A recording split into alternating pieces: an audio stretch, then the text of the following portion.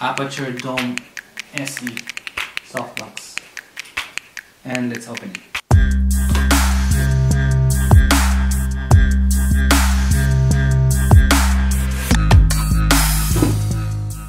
The reason I choose this over the newer model is because I wanted to have a cheaper one.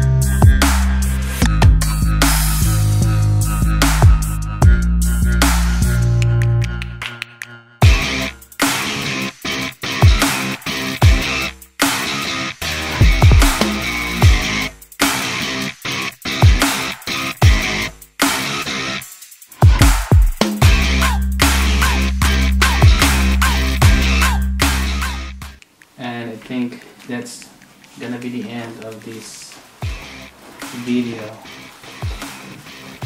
So this is my Aputure Light Dome SE Softbox, and thank you so much for watching, and I hope to see you next time.